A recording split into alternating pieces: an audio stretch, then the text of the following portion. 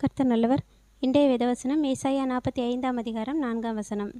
வெண்கல கதவுகளை உடைத்து இருப்பு தாழ்பால்களை முறித்து அந்தகாரத்தில் இருக்கிற பொக்கிஷங்களையும் ஒளிப்பிடத்தில் இருக்கிற புதையல்களையும் உனக்கு கொடுப்பேன்.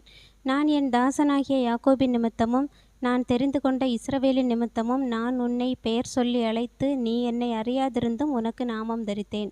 கர்த்தர் இன்னைக்கு நமக்கு கொடுக்கிற வார்த்தை, நான் உன்னை பெயர் சொல்லி அழைத்து நீ என்னை அறியாதிருந்தும் உனக்கு நாமம் தரித்தேன்.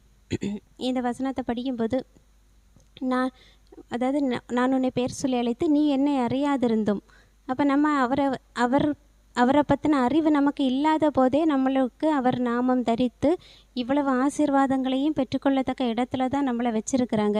இதை படிக்கும்போது எனக்கு ஒரு வசனம் உணர்த்தப்பட்டுச்சு. அதாவது நாம் எப்போ நம்ம தேவனை அறியாமல் இருந்தோம்னா நம்ம இந்த காலத்துக்கு முந்தைய காலகட்டத்தில் நம்ம பார்த்திங்கன்னா, அதாவது கிருபையின் சத்தியத்தை அறிஞ்சு தேவன் எப்படிப்பட்டவர், கர்த்தரால் என்னெல்லாம் முடியும் அப்படிங்கிறத நம்ம உணர்வதற்கு முன்னாடி நாம் எப்படி இருந்தோம்னா, வசனம் சொல்லுது, எபேசியர் 2ஆம் அதிகாரம் 12ஆம் வசனம் சொல்லுது, அக்காலத்திலே இயேசு கிறிஸ்துவை சேராதவர்களும் இஸ்ரவேலருடைய காணியாட்சிக்கு புறம்பானவர்களும் வாக்குத்தத்தத்தின் உடன்படிக்கைக்கு அந்நியரும் நம்பிக்கை இல்லாதவர்களும் இவ்வுலகத்தில் தேவனற்றவர்களுமாய் இருந்தீர்கள் என்று நினைத்து கொள்ளுங்கள்.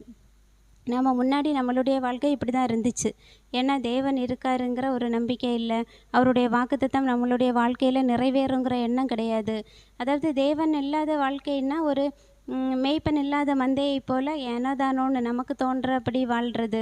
நமக்கு அதாவது பாவம்னு தெரியாமலே அநேக பாவங்கள் செய்கிறது, பாவம்னு தெரியாமலே தேவையில்லாத வார்த்தைகளை பேசுகிறது, தேவனுக்கு பிரியமில்லாத நிறைய காரியங்களை செய்கிறது, சுயமாகவே யோசித்து எல்லாமே பண்ணுறது. இது எல்லாமே நமக்கு ஒரு தேவன் இருக்கிறாரு, அவர் நம்மளை நல்வழிப்படுத்துவார் அப்படிங்கிற ஒரு அறிவு இல்லாமையினால நம்ம அப்படி இருந்தோம்.